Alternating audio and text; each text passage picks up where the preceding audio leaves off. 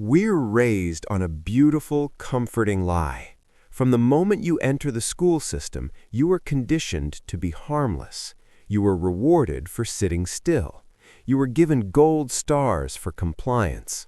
You are told that if you keep your head down, follow the rules, and are nice to everyone, the world will be nice to you in return. They call this being a good person. In reality, it is domestication. Society does not want you to be powerful. Society wants you to be predictable. A nice person is a safe employee. A nice person is a compliant citizen. A nice person buys what they are told to buy and fears what they are told to fear. But then you step into the real world and you watch the nice guys, the ones who followed every rule, get passed over for promotions. You watch them get friend-zoned. You watch them burn out, doing the work of 3 people for the salary of 1, waiting for a karma that never comes. Meanwhile, the disagreeable, the bold, and the ruthless ascend to the top. 500 years ago, Niccolò Machiavelli wrote a warning that the modern world has tried to bury. A man who wishes to make a profession of goodness in everything must necessarily come to grief among so many who are not good. You have confused virtue with weakness. A rabbit is not virtuous because it doesn't eat the wolf. It is simply weak. It has no choice. True virtue requires the capacity for violence and the discipline to control it. If you are harmless, you are not good. You are just prey. In this deep dive, we are going to dismantle the psychology of agreeableness. We will look at the economic data that proves nice people are taxed by society. We will apply the laws of Robert Greene and Carl Jung to help you integrate your shadow. It is time to grow teeth. To stop being a doormat, you must understand why your brain pushes you to be agreeable. It is an evolutionary survival mechanism. 50,000 years ago, being exiled from the tribe meant death. If you were too aggressive, too selfish, or too disagreeable, the tribe would cast you out into the cold. So your brain evolved a safety switch, social anxiety. This is why you feel a physical knot in your stomach when you have to say no. This is why you apologize when someone else bumps into you. Your DNA is screaming, appease them or we will die. But you are no longer in the tribe. You are in a global, hyper-competitive marketplace. The survival mechanism that saved your ancestors is now sabotaging your life. Psychologists call this pathological altruism. This is when your desire to help others actually harms you. You loan money to a friend who will never pay you back. You listen to a toxic partner vent for hours, draining your energy. You stay in a job that underpays you because you don't want to let the team down. This is not kindness. This is self-destruction. When you prioritize other people's feelings over your own reality, you are telling your subconscious mind that you do not matter. Do this enough times, and you will develop a deep, simmering resentment. Nice people are often the most angry people on earth. They just hide it, and because they hide it, it rots them from the inside out. Let's look at the data. The cost of agreeableness is not just psychological, it is financial. Researchers at Cornell University analyzed decades of career data using the Big 5 personality traits. The results were brutal. Men who ranked high in agreeableness earned significantly less, on average 18% less, than men who ranked high in disagreeableness. Why? Because the economy does not pay you for your character. It pays you for your leverage. Agreeable people do not negotiate. When a nice person is offered a salary, they accept it because they don't want to create tension. They view the negotiation as a conflict to be avoided. The disagreeable person views the negotiation as a game to be won. They are willing to make the other person uncomfortable. They are willing to silence the room. In the corporate hierarchy, the agreeable employee is the one who gets dumped with the extra work. Why? Because the boss knows they won't complain.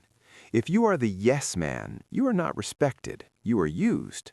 You become a piece of office furniture, reliable, necessary, but ultimately invisible. The people who get the raises are the ones who are difficult to replace and who have the courage to say, "Pay me what I am worth, or I will leave." If you cannot say those words, you will always be poor. In The Prince, Machiavelli outlines two archetypes of power, the lion and the fox. The lion relies on raw strength and fear. The fox relies on cunning and strategy. The nice guy is neither. The nice guy is the sheep. Machiavelli argues that a leader must be flexible. One must be a fox to recognize traps and a lion to frighten wolves. The problem with being nice is that it makes you predictable.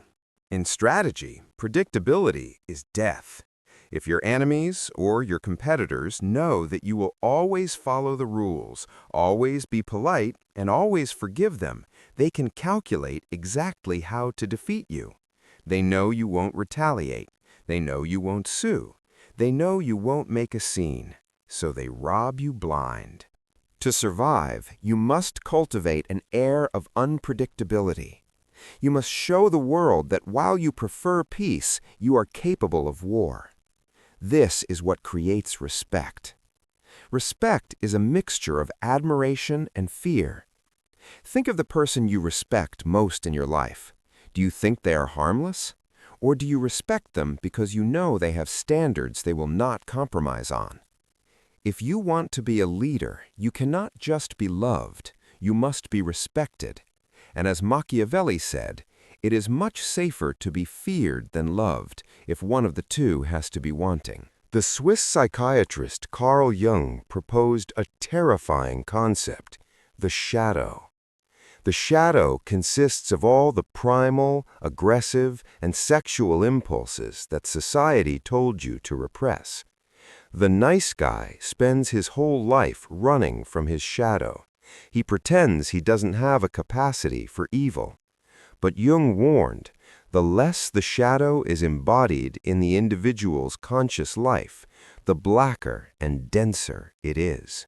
When you suppress your aggression, it doesn't disappear, it mutates. It turns into passive aggression. It turns into sarcasm. It turns into sudden irrational outbursts of rage.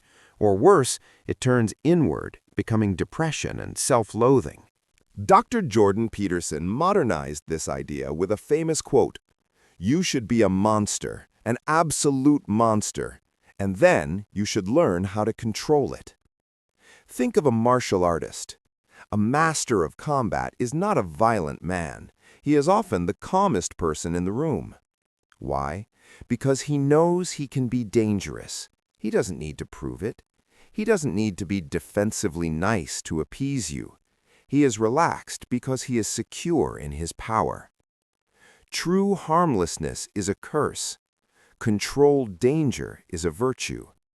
You must do shadow work. You must acknowledge that you are capable of selfishness. You are capable of anger. Stop apologizing for these feelings. Instead, harness them. Use your anger as fuel to work harder. Use your selfishness to set boundaries. Let the monster out of the cage, but keep it on a leash. So, how do we break the conditioning?